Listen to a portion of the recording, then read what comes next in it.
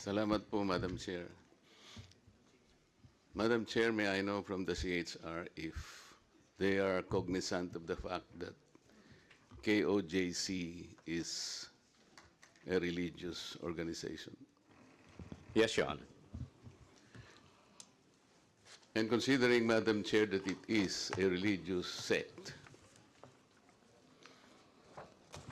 and I believe the CHR knows that several thousands of PNP members trooped to their compound and stayed there for several days, and I think up to today they're still there. Did you happen to investigate whether there are civil rights violated by the members of the PNP in encamping in their compound? Thank you, Your Honor. Yes, the Commission is investigating the incidents concerning the KOJC, Your Honor. What did you find out initially? The field or our regional office is still conducting its investigation, and we expect the regional office to submit its recommendation the soonest, Your Honor. And yes, I agree with you that there are several rights that may be involved here. One of which is, as you mentioned, the religious freedom of the KOJC members, and there may be other civil liberties that may be affected, Your Honor. Yes, and earlier, Madam Chair, we noted that the CHR acceded to one of our interpellators' proposition that preventive is the better side of the CHR's function, correct? Yes, Your Honor. And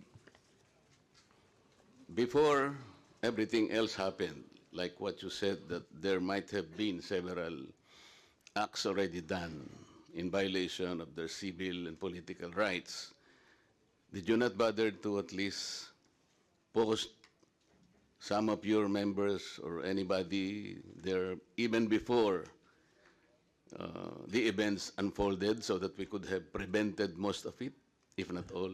We had, Your Honor. In fact, we assigned at least 3 investigators in the area, Your Honor, as early as September 1. Did they have the power to restrain or even advise the members of the PNP as to the action that they should do in relation to possible violations of their political and civil rights? They have no power to prevent, Your Honor, but they can advise the state actors. Did they advise the state actors? Yes, Your Honor. In fact, And what did the state actors do after being advised? and as we all know, Your Honor, they proceeded.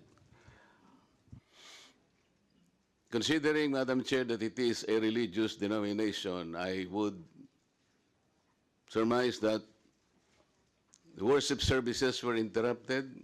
Some activities connected with the religious belief might have been interrupted.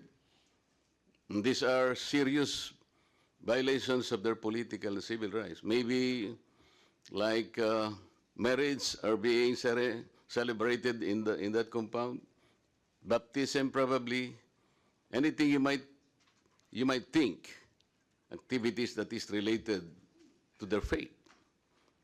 And today, that is still existing. I think they're still prevented from doing that. What does the CHR intend to do or have done in the first place? Our regional office, Your Honor, is currently investigating the situation, monitoring the situation, and in fact, we already... Investigating and monitoring, Mr. Chair, different ones, Your Honor. is not good enough. Considering the unfolding of events in several days and continuing up to today, I think CHR should do something because we need to protect them. Protecting their human rights is the center of the function of the CHR. Am I correct? Yes, Your Honor. But before the Commission acts on the situation and to perform whatever is necessary, we have to conclude our investigation.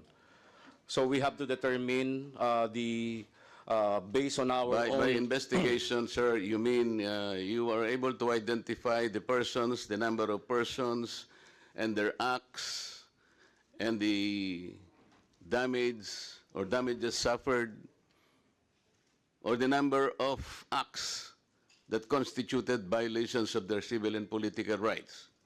Yes, Your Honor. Those are among the details that we might need. And when can this committee receive a report so that probably even Congress can act on it and do something about it? Yes, Your Honor.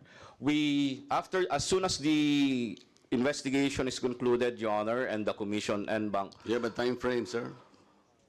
Ano ba time frame natin?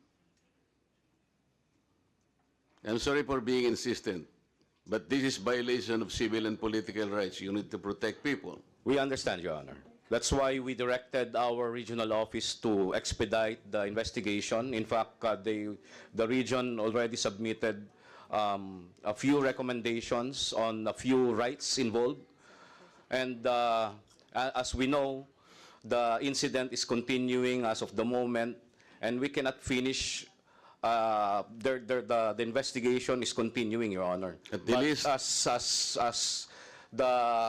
as the regional office concludes one issue, they are required to submit it to the Commission. Yes, while you are doing the investigation, at least you should have done something to prevent further violations of human rights. Because hindi na po matitigil, baka hindi na rin matigil ang pag-iimbestiga ninyo. Because while you are investigating, nagagawa pa rin po in continuing violations of human rights. Can we Yes, yeah. expect, for example, a report by 5 o'clock this afternoon, Mr. Chair? That would be impossible, Your Honor, because we will be waiting for the recommendations from the regional office, Your Honor. But So 5 o'clock tomorrow morning? Or 5 o'clock 3 days later? Perhaps, Your Honor, after the September 10 meeting of the Commission and Bank, we may have decided on a certain matter. That will be 1 week from today. Yes, And Your we're Honor. expecting that there are a lot more violations will happen. Am I correct? Yes, Your Honor. Okay.